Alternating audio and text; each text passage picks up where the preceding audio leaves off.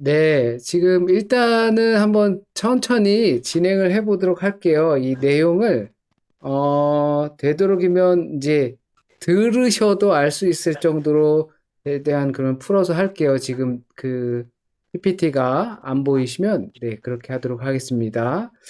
네, 오늘은 이제 잠언에 대해서 저희가 같이 하실 건데요. 네.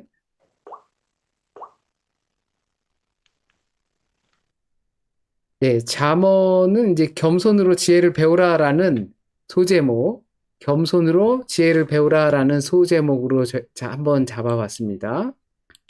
그래서 이제 저자는 솔로몬 외에 다수가 있는데요. 대부분은 솔로몬의 저작으로 생각을 하고 있고, 또 그 외에 다수의 옛 잠언들로 이루어져 있습니다. 그래서 열왕기상 3장 5절에서 13절 말씀을 보면 솔로몬이 하나님께 지혜를 구하는 것입니다. 하나님께서 맡겨주신 이 나라를 제대로 판결하기 위해 지혜를 구했을 때 하나님께서 더 많은 것을 주셨다라는 내용이 등장하고 또 열왕기상 4장 32절 말씀에 보면 그가 잠언 3천 가지를 말하였고 그의 노래는 1005편이며 라고 하면서 솔로몬의 잠언이 매우 큰 비중을 차지하고 있다는 것을 알 수 있고요.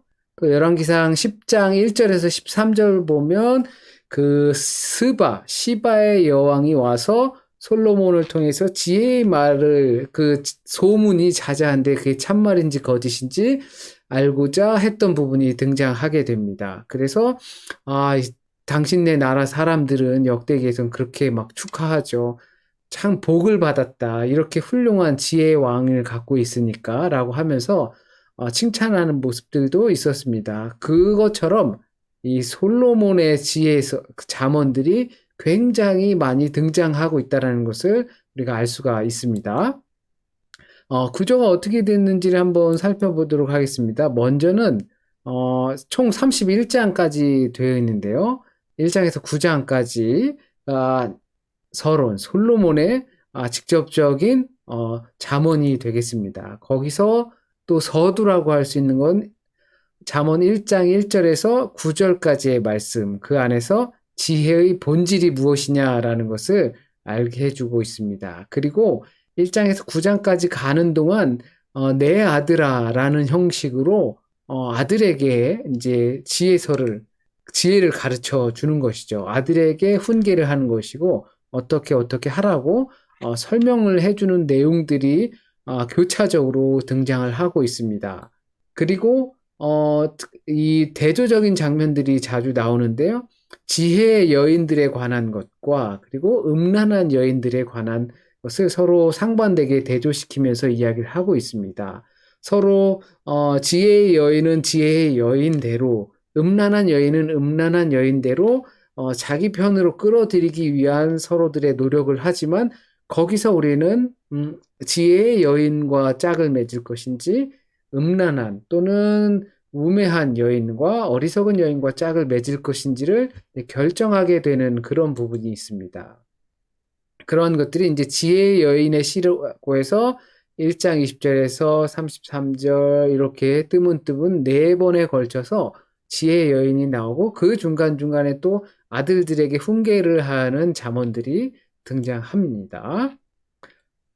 네, 본론으로 들어가면 10장부터 29장 또는 30장 뭐 이렇게 구분을 짓고 있습니다. 솔로몬의 시와 여타 다른 잠언들이 들어가 있습니다. 거기서는 이 실제적 잠언의 짧은 경구들로 잠언의 경구들이 모여져 있습니다.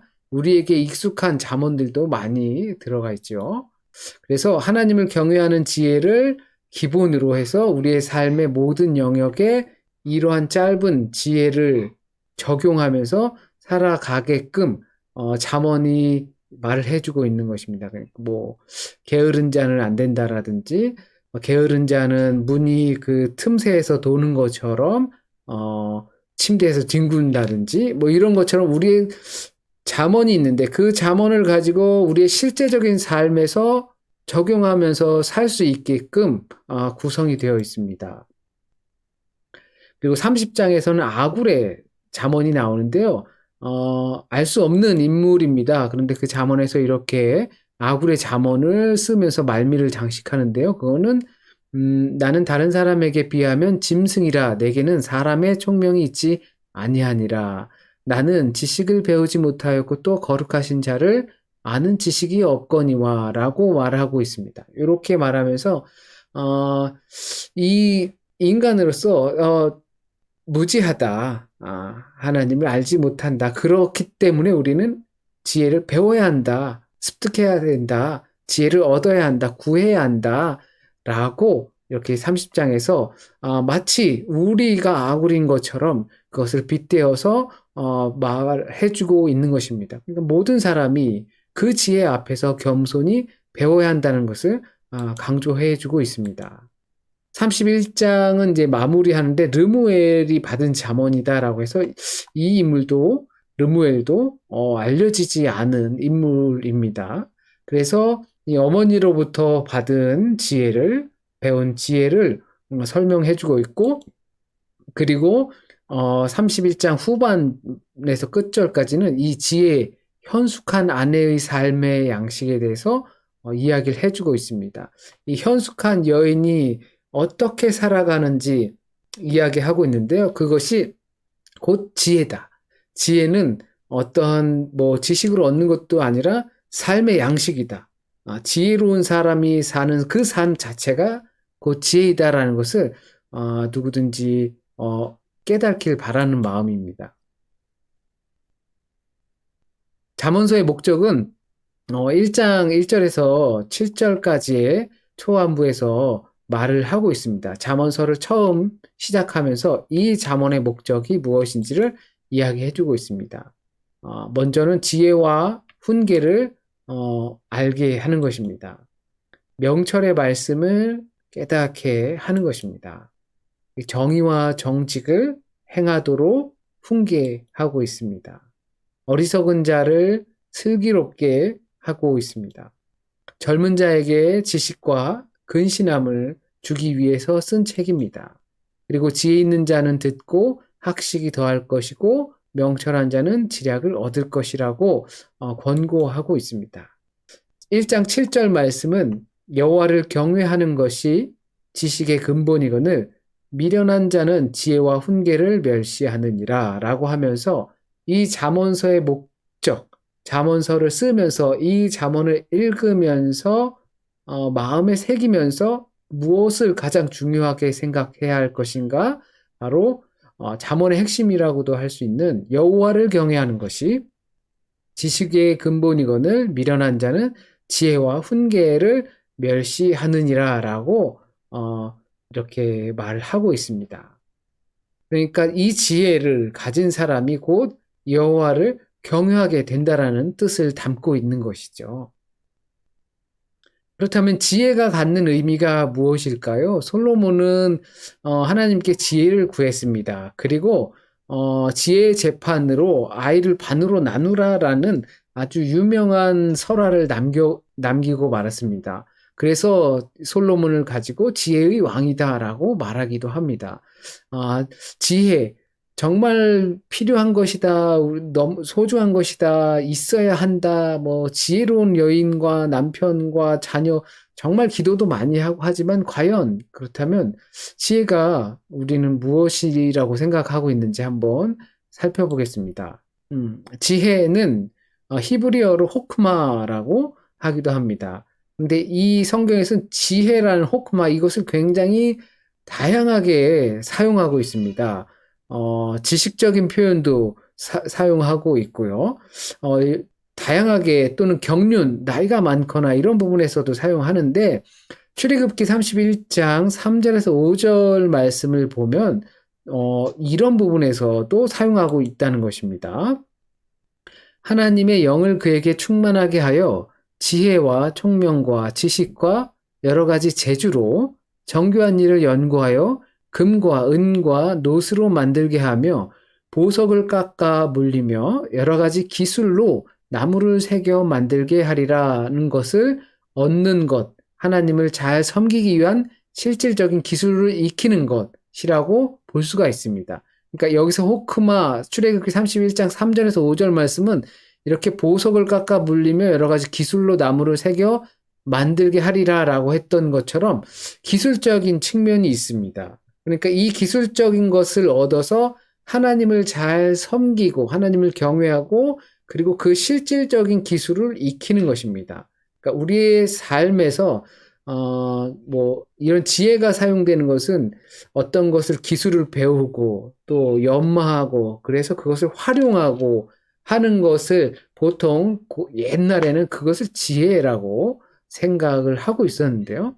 그런데 그것을 이 잠언서에서는 특별히 이렇게 쓴다는 것입니다. 하나님을 그 기술을 가지고 하나님을 잘 섬기는데 하나님을 경외하는데 적용하고 활용해서 쓴다는 것입니다. 우리가 기술을 배우죠. 자동차 기술을 배우기도 하고요. 미용 기술을 배우기도 하고요.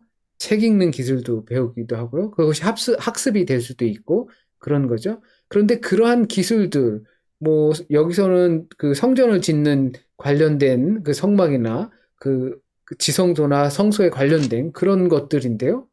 그런 것들을 배워서 어디다 쓰겠느냐라는 것이죠. 그것을 어디에 쓸 때 가장 지혜롭게 쓰는 것인가라는 것을 생각해 보면, 우리가 가지고 있는 사회에서 습득한 기술들, 그런 것들을 어떻게 사용하느냐에 따라서 그것이 지혜로운 것이 되느냐, 그렇지 못하느냐도 달려있다는 것을 우리가 알 수가 있게 되는 것입니다. 그럼 지혜의 본질은 무엇이냐? 지혜는 우선 율법은 아닙니다. 그러니까 잠언서에서 율법에 대한 이야기가 전혀 나오고 있지 않습니다. 그리고, 지혜는 예언서가 아닙니다. 그러니까 예언에 관한 이야기도 전혀 나오고 있지 않습니다. 결국엔 성경을 주로 차지하고 있는 율법과 예언, 그리고 역사 위에 세워진 이러한 것들, 율법과 예언이 전혀 나오고 있지 않다는 것이죠. 그것이 시가서의 특징입니다. 시편, 잠언, 그리고 아가서, 전도서 이런 부분들이 바로 그 안에 있습니다. 그러나 그것은 그러한 것은 아니지만 또 한 가지, 자기계발서가 아니라는 것입니다. 좋은 말들이 많이 들어있고 어려운 곤란한 상황에 빠져 있을 때 우리의 무릎을 탁 치게 할 정도로 명쾌한 비유들이 많이 들어있지만 이것은 대개 다 자기계발적으로 생각할 수 있지만 세상에서 보편적으로 이야기하는 원리입니다. 열심히 살아라, 게으르지 말아라, 경직해라, 그리고 베풀어라, 이러한 내용들이 되게 많이 들어있습니다. 그런데 이러한 것들은 세상에서도 다 그렇게 이야기하는 것이죠. 그렇기 때문에 특히나 이 잠언서를 통해서 지혜를 통해서 이 세상의 원리를 통해서 우리는 바로 우리가 적용하면서 살아가는데 사용할 수 있어야 하는 것입니다. 하나님의 백성들이 아주 긴 시간 동안 있어 왔던 이 잠언을 종합하여서 하나님의 백성들이 삶에서 터득해온 하나님과 그리고 타인을 존중하며 살아가는 방법을 이 안에서 배우게 되는 것입니다. 지혜란 바로 그렇게 배우게 되는 것입니다. 그렇기 때문에 지혜는 바르게 분별하고 해석하고 적용해야만 하는 것입니다. 저는 개인적으로 지혜라 함은 판단력이라고 많이 생각을 하거든요. 그 순간, 어떤 순간, 어떻게 판단하느냐에 따라서 그것이 지혜로운 사람인가, 그렇지 못한가를 구분되는 경우가 많이 있는 것 같아요. 그래서 이 지혜를 가지고 있는 사람은 많은 지식을 가지고 있어도 쉽게 판단하지 못하는 경우랑 다르게 바르게 분별할 수 있고 또한 내게 닥친 상황을 바르게 해석할 수 있고 그리고 내가 알고 있는 지식을 바르게 적용할 수 있게 되는 그것이 지혜라고 생각을 합니다. 그렇기 때문에 이 지혜는 분명한 결과를 가지고 옵니다. 우리가 지혜로운 행동을 한다, 지혜로운 생각을 한다라고 하면 분명한 결과가 있다라는 것입니다. 단순히 말을 잘하고 아니면 다른 사람을 설득을 잘하고 이런 것들만 언변이 뛰어난 것으로만 생각하면 결과가 없으면 안 되는 것입니다. 우리에게 주어진 지혜는 결과가 있습니다. 그것은 정의롭고 관대하고 덕이 있는 것들이 분명히 될 것입니다. 지혜는 바르게 해석하고 분별하고 판단하여 적용했을 때 그거에 따른 그 의로운 결과를 가지고 온다는 사실을 우리가 잊어서는 안 됩니다. 그리고 하나님과 나, 그리고 나와 타인, 자연 이렇게 바른 관계를 설정해 나갑니다. 10장부터 이 후반부, 중반 후반부 내용을 보게 되면 많은 부분들도 뭐 경제적인 부분, 또 도덕 윤리적인 부분, 음란에 관한 부분, 뭐 이러한 것들이 나오고 있는데요. 이런 것들도 당연히 바른 관계를 설정하는 데 있는 것이죠. 내가 하나님과 관계가 어떻게 되는가? 나와 타인과의 관계, 나와 내 주변에 있는 환경과의 관계를 하나님을 경외하듯 한다면 그렇다면 바른 관계가 설정이 되겠죠. 그렇게 된다면 막 뭐 고리대금을 받는다든지 그리고 다른 사람의 가정을 뭐 엄습한다든지 아니면 그렇게 음란한 행동을 한다든지 그런 것들이 나타나지 않게 된다는 것입니다. 이런 것이 나타나는 것은 결과가 그렇게 된 것은 원인이 잘못됐기 때문이죠. 지혜를 잘못 사용한 것이죠. 알지만 하지 않은 것이죠. 그렇기 때문에 지혜는 결과를 꼭 가지고 옵니다. 바른 관계가 설정이 되어 있으면 하나님과 나와 타인의 관계, 이것이 바른 관계로 설정이 되어 있으면 그러한 것들로부터 충분히 자유로울 수 있다는 것을 잠언서는 이야기해주고 있습니다. 그렇기 때문에 여호와를 경외하는 것입니다. 지혜의 본질은 하나님을 경외하는 것입니다. 하나님의 창조 세계와 거기 안에서 내 위치를 정확하게 파악하고 아는 것이죠. 하나님을 경외하고 지혜라는 것은, 지혜 있는 것은 하나님을 경외하는 것인데요. 하나님을 경외하는 자는 내 위치를 정확하게 파악해서 내가 하나님이 아니다 라는 것을 분명하게 하는 것입니다. 그렇기 때문에 선악을 판단하는 주체가 아니라는 것을 명확하게 하고 있습니다. 내가 하나님이 아닌데 하나님만이 선과 악을 구분하십니다. 그런데 우리가 선과 악을 구분하려고 한다면 내가 하나님이다라고 하는 것과 같은 것입니다. 에덴에서 선악을 구분하는 나무를 그 열매를 먹고자 했던 것은 바로 자기 자신이 선악을 구별하는 하나님과 같이 되고 싶었기 때문인 것이죠. 그렇기 때문에 우리가 하나님을 경외한다면 하나님께서 선악을 구분하는 것이지 내가 선악을 구분하는 것이 아니라고 인지하게 됩니다. 그렇게 되면 하나님의 기준과 판단을 인정하게 됩니다. 그러니까 우리에게 주어진 상황들에 있어서 그것을 하나님의 판단을 인정하게 된다는 것입니다. 그 안에서 우리는 왜라는 의문을 들 수 있겠지만 왜냐고 따질 수는 없게 되겠죠. 욥기에서도 우리가 그 내용을 조금은 살펴보았지만 우리가 어떻게라는 부분이 굉장히 중요한 것은 하나님의 판단과 기준을 인정하는 데 있다는 것을 꼭 알아야 할 것입니다. 그래서 잠언을 통해서 우리가 알 수 있는 것들은 인생이 잠언대로 되지는 않는다는 것입니다. 우리 잠언서를 통해서 보면 좋은 원인을 제공하면 좋은 결과를 얻게 되는 것으로 많이 표현이 되어 있습니다. 그것은 사람을 좋은 길로 인도하기 위한 과정이죠. 그런데 저와 여러분의 삶 가운데 나 나름대로는 열심히 살았고 게으르지 않았고 시간을 아꼈고 하지만 그것대로 되지 않는 것이 우리의 인생이라는 것을 또한 알게 되기도 하죠. 또 계획대로 되지 않는다는 것입니다. 잠언 16장 8절, 9절 이렇게 16장 전체에 하나님의 경영에 관한 이야기를 하고 사람의 마음으로 품은 계획을 이야기를 하지만 그것을 이끄시는 분은 하나님이다라고 잠언에서 이야기하는 것처럼 잠언을 통해서 내 계획대로 되지 않는다라는 것 또한 우리가 알게 됩니다. 그리고 비슷한 이야기인데 인생에 있어서 우발성을 인정하게 되는 것이죠. 필연적으로 세상이 굴러갈 수도 있지만 이 안에서 있는 우발적인 상황은 하나님의 섭리를 뜻합니다.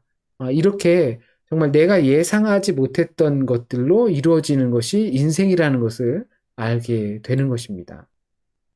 그리고 인생이 항상 원인과 결과로 가지는 않는다는 것을 알게 되는 것입니다. 인생엔 예외도 분명히 존재하고 있다는 것을 잠언을 통해서 알 수 있게 됩니다. 그러므로 인생 속에 필요한 것이 무엇이다? 하나님의 지혜라는 것입니다. 이처럼 인생은 내 마음대로 계획대로 안 되고 원인과 결과대로 항상 딱 떨어지는 것도 아니고 예외도 존재한 것이 인생이라면 그 가운데서 우리에게 정말 필요한 것은 하나님의 지혜, 하나님을 경외하는 것이다라는 것을 잠언을 통해서 우리가 얻어내야 될 결과라고 생각합니다. 결론이라고 생각을 합니다.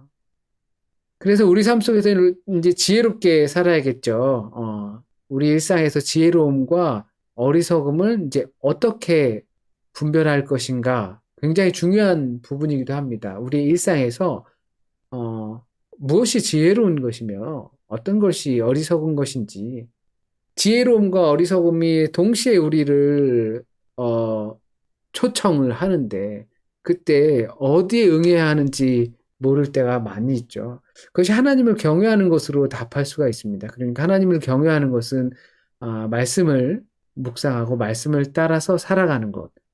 시편에서 말씀했던 것처럼 주야로 하나님의 말씀을 묵상하는 것. 그리고 그 말씀을 따라 사는 것. 그것이 하나님을 경외하는 방법이 될 것입니다. 그럴 때 우리는 지혜로운 것과 어리석은 것을 구별할 수 있게 되는 것이죠. 그리고 이 지혜를 통해서 우리는 우리의 마음을 지켜야 합니다. 잠언 4장 13절에서 말씀해주고 있죠. 뿐만 아니라 정말 많은 부분에서 잠언에서 이 마음의 중요함에 대해서 이야기를 해주고 있습니다.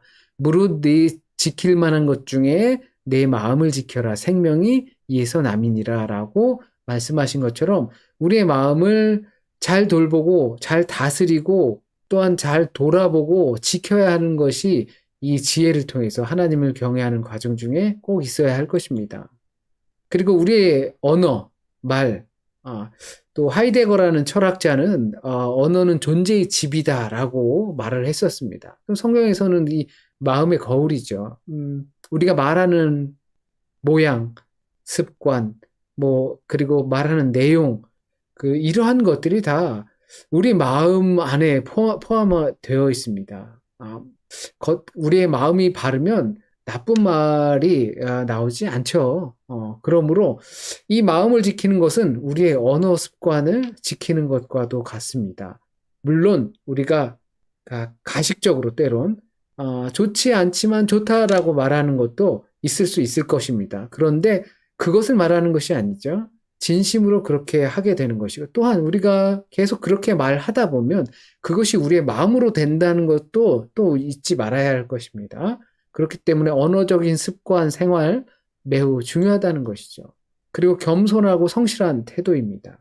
우리 삶 속에서 이 지혜를 배우고 있으면 겸손할 수밖에 없고 성실할 수밖에 없습니다. 게으를 수가 없고 교만할 수가 없습니다. 이 겸손이라는 것은 배운다는 것이잖아요. 기본적으로 배우는 것이 겸손의 자세입니다. 어떤 사람의 것을 배우게 되는 것이죠. 지혜를 배운다라고 이야기를 하고 있습니다. 하나님께 나와서 지혜를 배운다라고 하는 것이죠. 그렇게 되면 바로 내가 그렇게 배워야 하는 사람이라는 것을 알게 되는 것이고 배우는 사람은 게으를 수가 없습니다. 게으르다라는 것은 천성이 게으를 수도 있겠지만 게으르다라는 것은 교만한 것을 뜻하기 때문입니다. 그리고 우리는 더없이 지혜로운 자와 사귀어야 할 것입니다. 금묵자흑이라고 했습니다. 묵과 가까이 하면 검게 변한다는 것이죠. 이제 먹이랑 이렇게 가까이 하면 선비들이 글을 쓰다 보면 먹이 튀게 되어 있어요. 가까이 하면 묵게 되어 있는 법입니다. 그렇기 때문에 우리는 악한 것을 가까이 하기보다 지혜로운 자와 사귀는 습관을 가져야 합니다. 그리스도인과 사귀는 습관을 가져야 합니다. 때로는 그리스도인이 아닌 사람들의 말이나 어떤 이런 것들이 새롭게 다가올 때가 있습니다. 멋있게 다가올 때가 있습니다. 이렇게 끌린다는 말이죠. 그것이 뭐 이단이 될 수도 있고, 뭐 철학자들이 될 수도 있고, 그런 것들은 분명히 끌리게 됩니다. 왜냐하면 익숙한 일상이 아니기 때문에 그런 것이거든요. 우리가 교회 생활을 하면서, 말씀 생활을 하면서 그런 것들을 많이 배우다가 조금 그것을 살짝 비틀은 또 다른 철학자의 말을 들으면 그것이 뭐 매력 있게 느껴지기도 하는 것입니다. 그거는 평범한 일상의 소중함을 모르는 것이에요. 그리고 그 다른 사람들의 그런 언변이 관심이 가게 되는 것이죠. 한마디로 어떻게 보면 어떤 그러니까 C.S. 루이스라는 영국의 문학가는 그것을 조심하라고 했습니다. 그러니까 날마다 새로운 것을 향해서 가게 하는 것을 조심하라라고 했습니다. 그리고 반복되고 우리 주변에 항상 있고 이런 것들을 무시하게끔 하는 것이 사탄의 전략이다라고 이야기를 했습니다. 그러니까 그것에 대한 소중함을 모르는 거죠. 지혜로운 자, 우리 하나님의 말씀, 이것들이 곁에 있을 때 이것들이 너무 많이 접하고 하다 보면 어찌 보면 대수롭지 않게 여겨질 수 있다라는 것이죠. 하지만 그것이 무엇보다 소중한 것이라는 것입니다. 우리가 어떤 좋은 사람과 헤어지게 되면 그러면 있을 때는 몰랐지만 헤어지고 나니까 또 특히 부모의 빈자리 공백이 크잖아요. 있을 땐 몰랐지만 그래서 있을 때 잘해 뭐 이런 말 하죠. 그런 것처럼 이 지혜로운 자와 사귀는 것도 마찬가지로 그와 같다라는 것입니다. 그리고 정직함입니다. 이 정직함이라는 것은 정말 많은 분야에서 사용이 됩니다. 가정에서, 그리고 남녀 관계에서, 경제 관계에서, 사회 관계에서, 우리가 속해 있는 모든 그룹 속에서도 정직함이 매우 중요하게 사용된다는 것입니다. 정직하면 음란할 수가 없습니다. 정직하면 이자를 더 많이 받을 수도 없습니다. 정직하면 가짜를 갖다가 팔거나 또는 허위로 판다거나 뭐 이런 경제 활동에 있어서도 그렇게 할 수 없다라는 것입니다. 정직함은 보통 우리의 사회에서 정직한 사회는 사회 비용이라고 하거든요. 이 사회 비용이 적게 들게 되어 있습니다. 정직하지 않으면 그 정직하지 않은 것 때문에 다른 사람들에게 갈 수 있는 피해를 막기 위해서 사회적 비용이 많이 들어간다는 현실이 있습니다. 그렇기 때문에 이 사회가 정직하다라는 것은 지혜를 근반으로 정직한 사회를 구축해 나간다는 것은 곧 경제적으로도 다른 곳에 올바르게 사용할 수 있다는 것을 우리가 알게 되는 것입니다. 그렇기 때문에 단순히 거짓말은 나쁜 거야 라는 것이 중요한 것이 아니라 이 정직을 통해서 우리에게 얻어질 유익이 더 크다라는 것을 지혜서는 말씀해 주고 있습니다. 이제 마지막으로 지혜의 중요한 인용 부분들에 대해서 살펴보도록 하겠습니다. 잠언 8장 22절에서 31절 말씀은 되게 독특한 부분입니다. 지혜가 세상을 창조한다라는 내용으로 표현이 되어 있고 또 지혜 호크만은 여성 명사로 사용이 되기도 합니다. 그래서 여성으로 되게 많이 비유가 되어 있고 또한 여인으로 비유가 되기도 하고 있으면서 이 본문에서는 이 지혜가 세상을 창조한다. 내가 창세 전에 함께 있었고 함께 이 창세기 1장처럼 이 세상을 창조했다라고 표현을 하고 있습니다. 매우 중요한 부분이 바로 이 과정 중에 있습니다. 그러니까 지혜라는 것이 우리는 지혜의 영을 진리의 영, 성령님으로 이야기를 하고 있죠. 그렇게 이해를 하고 있습니다. 그것이 우리 구약 성경 안에서 이렇게 좀 알아볼 수 있게 되는 구분이 바로 8장 22절에서 31절 말씀이라는 겁니다. 그런데 그 말씀이 요한복음 1장 1절에서 18절까지의 말씀 보면 로고스 찬가라고 해서 이 부분에 1장 1절에서 5절까지는 말씀이 태초에 있었고 그 말씀이 세상을 창조했다라고 이야기하면 그 말씀이 곧 주님이시다라고 이야기를 해주고 있는 것이 바로 또한 요한복음의 말씀입니다. 창조이고 지혜와 말씀이 같은 것으로 빗대어지고 있는 것입니다. 그리고 누가복음 2장 40절에서 52절에 말씀해 보면 특히 이제 예수께서 예루살렘에 갔다가 12살 때 어떤 성경학자들과 이렇게 토론을 하게 되는 상황 속에서 52절 말씀에 지혜와 키가 자라가며 더욱 하나님과 사람에게 사랑을 받는다라는 이야기가 말씀이 나옵니다. 곧 이 지혜와 키가 자라가고 있음을 이야기하고 있습니다. 여기서 마태복음 13장 34절 말씀에는 예수께서 비유로 말씀하실 때 비유가 아니면 말씀하지 않으셨다라는 내용이 나오는데 이 비유는 이 히브리어로 마샬입니다. 이 마샬이 곧 잠언이 되겠습니다. 그러니까 예수께서 비유가 아니면 말씀하지 않으신 것, 잠언이 아니면 말씀하지 않으신 것으로 우리는 이해할 수 있게 되는 것입니다. 물론 이 고대 언어는 한 가지 의미만 갖고 있지 않습니다. 전혀 다른 의미도 갖고 있는 경우도 있지만 비슷한 상황에서 사용되고 있습니다. 그러니까 잠언이라는 것은 지혜를 전달하는 데 있어서 비유를 통해서 전달하는 것입니다. 그러나 그 지혜라는 것이 우리가 무엇이냐? 하나님의 지혜, 여호와를 경외하는 것인데 그것이 세상을 창조할 때부터 하나님과 함께 있었다라는 것을 그리고 말씀이 세상을 창조하셨다는 것을 통해서 볼 때 성령님과 또한 성자 예수 그리스도라는 것을 우리가 직접적은 아니어도 간접적으로 알 수 있게 되는 부분입니다. 마태복음 11장 19절 말씀에는 지혜는 그 행한 일로 인하여 옳다함을 얻느니라 라고 말을 하고 있습니다. 그러니까 지혜가 옳은지 아닌지는 그 지혜의 행위를 통해서 알 수 있다는 것이죠.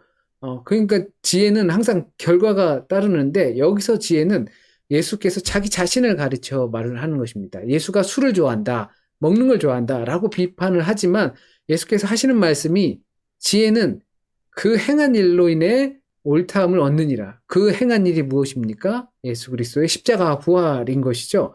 그로 인해서 지혜가 곧 자기 자신이라는 것을 비유적으로 표현하고 있는 것입니다. 그렇게 이제 눈치챌 수 있게 되는 것이죠. 그 문장만으로 보면은 모를 수 있는 내용이지만, 이렇게 조금,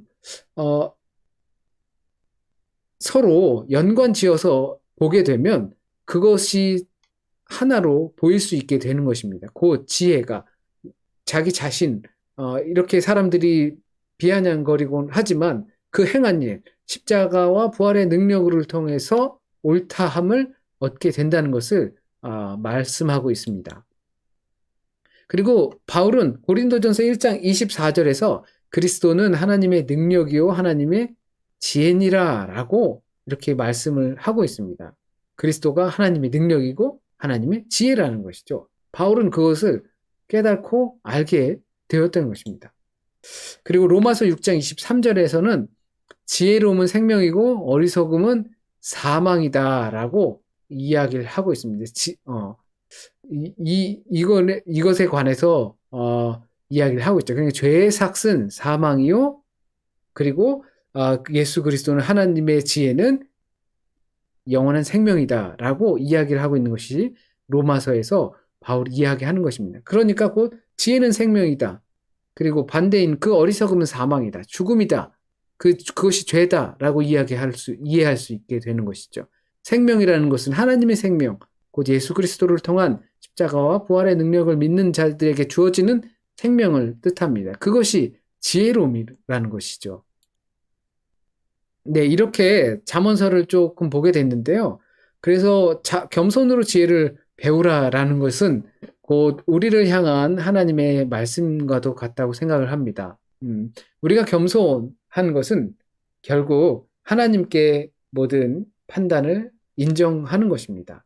그리고 그 지혜를 배우라는 것은 그랬을 때 우리가 바로 예수 그리스도 그 지혜를 알 수 있게 되고 배우게 되고 또한 느낄 수 있게 된다라는 것을 잠언을 통해서 우리는 신약적 관점, 지금 21세기를 살아가면서 그것을 깨달는 것이 중요하지 않을까 생각합니다. 물론 잠언의 내용은 많은 짧은 경구들로 이루어져 있습니다. 그러나 이것은 긴 세월을 거친 그 가운데에서 수많은 잠언들 가운데서 잠언을 편집한 사람들을 통해서 이렇게 31장으로 구성되었다라는 것입니다. 이 31장으로 구성되었을 때는 이것을 구성할 때 때로는 서로 얽히는 것 같지만 하나의 의미를 전달하기 위해서 구성했다라는 것입니다.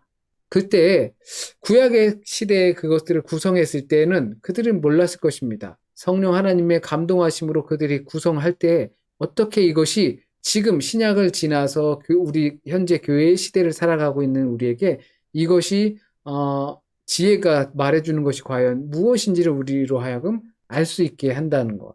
그것을 우리가 분명히 알 수 있었으면 좋겠습니다. 그로 인해 우리가 겸손으로 지혜를 배울 수 있는 우리 아름다운 교회 식구 여러분이 저와 여러분이 됐으면 좋겠습니다. 이렇게 준비한 내용을 마치고 저희가 함께 또 읽으신 본문과 내용들을 같이 또 나누면서 서로에게 또 좋은 나눔의 시간을 갖도록 하겠습니다.